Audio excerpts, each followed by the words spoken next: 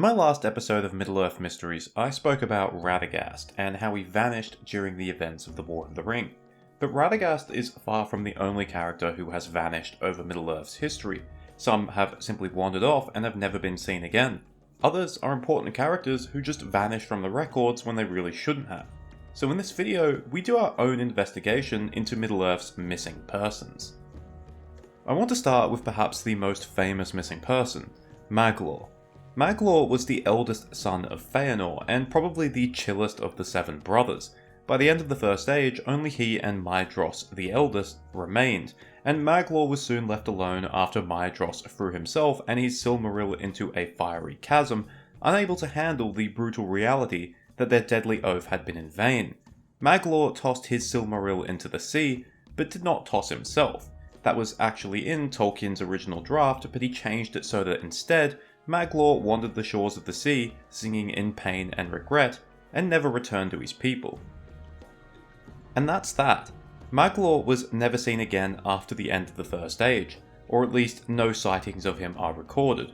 Where he wandered is also unknown. He might have wandered far and wide, or perhaps restricted himself to the shores of Lindon, the last remnant of Beleriand, or one out there possibility is that he ended up on Himring, the former hill, now island, that hosted the ruins of Maedhros' old fortress.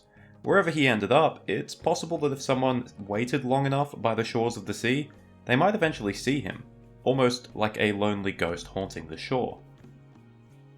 Of course, there are some beliefs that he is dead, mainly by Tolkien repeatedly referencing Galadriel as the last of the main actors in the Noldoran rebellion. But I don't think this is a smoking gun. Considering no one has seen Maglor, no one can confirm that he's dead, and it would be odd if Tolkien had to constantly write, only Galadriel remained, except for Maglor wherever he is. And although Maglor would be very old by the end of the Third Age, Círdan was significantly older and hadn't faded, so Maglor shouldn't have either. Basically, if Maglor hasn't killed himself or met an otherwise violent end, he should still be around. Funnily enough, our other major missing elf is also a legendary singer, the only singer more legendary than Maglor, and that is Daeron, a Sindarin elf who dwelt in Doriath. Now, Daeron was an incredibly important elf who perhaps doesn't get the credit he deserves. Apart from being a legendary singer, he was an emissary, a lawmaster, and was responsible for the creation of the Curth, one of the two known major alphabets in Middle-earth. But Daeron is most remembered for his part in the tale of Beren and Luthien. Daeron loved Luthien, but betrayed her to Thingol on two separate occasions, once when she first met Beren, and the second when she resolved to aid Beren in his quest for the Silmaril. Despite Thingol's efforts, Luthien managed to escape, and afterwards it's said that Daeron went after her, but couldn't find her, and in despair he ended up passing over the Blue Mountains, wandering into the east of Middle-earth, and in Tolkien's own words, where for many ages he made lament beside dark waters for Luthien, daughter of Thingol, most beautiful of all living things. The similarities between Maglor and Daeron are hard to ignore, but unlike Maglor, there seems to have been at least some updates on Daeron's fate. The fact that he is described as existing for many ages seems to imply that people did run into him from time to time, at the very least, verifying the fact that he was still alive. That being said, given Daeron's renown, it doesn't seem likely that he was anywhere like Lorien or Mirkwood, and was instead further east, perhaps dwelling with the Avari or just living as a lone wanderer. Either way, like Maglor, provided he hasn't met a violent end, it's quite possible that by the end of the Third Age, he's still out there somewhere, and you'll just have to follow his voice. The next few are minor characters, and because of that, I'm going to talk about these next three as a trio.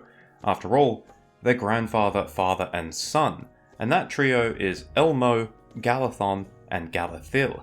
These guys aren't notable for their deeds as so much as who they are related to. Elmo is the younger brother of King Thingol of Doriath, Galathon, his son, is the father of Celeborn, the future lord of Lothlorien, and Galathil is Celeborn's younger brother. He's the father of Nimloth, the grandmother of Elrond Half-Elven. Now, despite these three being part of the Doriath royal family, pretty much nothing is known about them, even their eventual fates. But there are some telling signs. Given Celeborn's important position in the Second Age, it can probably be assumed that his father and grandfather aren't around anymore, and possibly his younger brother as well. I mean, none of them are mentioned in the Second Age, and it seems unlikely that they're just hanging around, not doing anything. Which leaves two possibilities. They either sailed west, or were killed, and honestly, I think the latter is more likely. After all, Doriath was sacked twice, events in which many prominent people of Doriath were killed, especially the second sacking, where King Dior and Nimloth, a descendant of the three I mentioned, were killed. It seems unlikely that Galathyl would survive in an event where his daughter was killed. Also, considering Celeborn's intense dislike of dwarves, it might be possible that they were killed by the dwarves during the first sacking. If Celeborn's brother, father, or grandfather were killed during this event, it would explain why he still disliked them thousands of years later. Speaking of Celeborn, he became Lord of Lothlorien after the presumed death of King Amroth off the coast of the elven haven of Edelond in Belfalas. The reason Amroth was even there was because of an elf maiden named Nimrodel. She was an odd character and a bit of a recluse, but her and Amroth loved each other. However, she would not marry Amroth in the darkness of Middle-earth, especially after the Balrog awoke in Moria, so Amroth resolved to take her to Valinor. Thus, Amroth, Nimrodel, and a small company of Sylvan elves made their way to Edelond. But for some reason, the elves took the paths of the White Mountains and became separated from each other. Amroth made it to Edelond alone, where he was unfortunate enough to drown in a storm. As for Nimrodel, we have no idea what happened to her. Legend states that she made it to the river Gilrain, and finding it to her liking, she rested for a while, and after that, nothing. This is just a legend, and whether she made it to the Gilrain or even through the White Mountains is completely unknown. All we do know is that she was never seen again, and given that nothing had changed over 1,000 years later, she's either dead or really good at hiding. What makes it more interesting is that Mithrelas, one of Nimrodel's handmaidens, did make it to Belfalas. There, she was found by Imrazor, the Númenorian, Lord of Belfalas, and she bore him 2 children. The son, Galador, is considered to be the first prince of Dol Amroth, but after the daughter was born, Mithrelas vanished into the night, and like Nimrodel, was never seen again. If Mithrelas knew what had happened to Nimrodel, she never said anything about it either. Those Sylvan elves are secretive.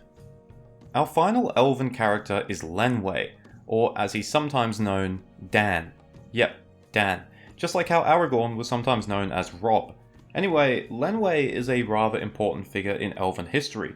During the Great Journey, in which many of the elves travelled from Cuiviénen to Valinor, some groups of elves stopped along the way. One such was the Nandor, who, frightened by the Misty Mountains, refused to go any further. Their leader was Lenwë. The Nandor would spread, settling in Greenwood, Lorien, and even down on the shores of the land that would be known as Gondor. Lenwë isn't mentioned again though, but his son Denethor is. Denethor leads some of the Nandor further west and eventually settles in Osiriand, where they would become the Green Elves. The reason for this migration is that the lands east of the Blue Mountains were becoming increasingly unsafe during this period, whereas Beleriand was protected by the might of Doriath and the Dwarves of the Blue Mountains. This gives us a clue about Lenwë's fate. Like I said, he's never mentioned again, and in the Second Age, the Elves of Lorien and Greenwood take Sindar kings from Beleriand, which suggests he wasn't around then either. While it's not confirmed, all of this provides relatively compelling evidence of Lenwë being killed, perhaps in a battle against some of Morgoth's forces in the First Age. But that being said, it's possible he left, perhaps sailing west from the port of Edelond in the early Second Age before the Sindar went east. I guess we will never know. Of course, it isn't just elves who go missing. Men do as well. But unlike elves, men do succumb to age, so everyone on this list is certainly dead by the end of the Third Age. In fact, one of these deaths is confirmed at the end of the Third Age, on the 8th of March 3019 to be precise, and that is the death of Baldur, the eldest son of King Brago of Rohan. While Baldur's fate is not a mystery to the reader, it was to the Rohirrim for over 400 years. In 2570, Baldur walked the paths of the dead and was never seen again. His body was found by Aragorn and the Grey Company, his legs had been broken by the native men, and he died in the dark, clawing at a closed door. The next character's fate is likely somehow worse than that, and that is Eomer, the last king of Gondor. Eomer was a mighty general and warrior, and he led the forces of Gondor in a decisive victory over Angmar, ending the Witch King's realm. But during the final moments of that war, the Witch King charged Eomer. While Eomer would have withstood the Witch King, his horse was less brave and bolted. This humiliated Eomer, and neither he nor the Witch King would forget. 68 years later, when Eomer became king, the Witch King would issue a challenge of single combat from his new seat at Minas Morgul, and after 7 years, Eomer finally accepted. He rode to Minas Morgul with a small company of knights, and was never seen again. Realistically, Eomer's fate is fairly easy to guess. There would have been no single combat, because there's a good chance Eomer would have won. Instead, it would have been a trap, and Eomer and his companions were either killed or taken prisoner, where they would later die. Lord of the Rings Online has an interesting take on Eomer's fate, in that he is tortured until he becomes a wraith known as Mordorith and later Gothmog, the Morgul general. There's no evidence this happened, but it's cool all the same. Eomer's disappearance would lead to the rule of the Stewards, who would rule in the king's stead, because as no one had witnessed Eomer die, there was always a chance that the king would return. Obviously, the Gondorians knew that Eomer was dead after a while, and the real reason for the Stewards was not because they were expecting him to miraculously return, but because after Eomer, no one had a strong enough claim to take the throne uncontested, which might have led to another civil war. The next character didn't disappear alone. He took 1,000 people with him. This man is Bereg, a man of the House of Beor in the First Age. In 369 of the First Age, 59 years after men first arrived in Beleriand, there was some unrest in the land of Estelad, where many men belonging to all three houses had settled. Those responsible argued that the Edain should go back east and leave the elves to their war with Morgoth. Not to go into too much depth, but there was a great debate, and in the end, Bereg led 1,000 men of the House of Beor back into Eriador, and they were forgotten. Now this does have an interesting hook. Discontent leader against better judgment leads 1,000 people away and they aren't heard from again. But I must admit, the hook is far more interesting than what probably actually happened, and that's they were probably all fine. Eriador was home to many of the Edain during these years, and while it was more dangerous than Beleriand during the Siege of Angband, that changed after the siege was broken in 455. Afterwards, Eriador became a paradise in comparison to Beleriand. So while Bereg's decision to take a company of people back to Eriador might have been a rash decision at the time, in the long run, they probably ended up better off. Our final missing person is of the race of men, but is in fact a hobbit.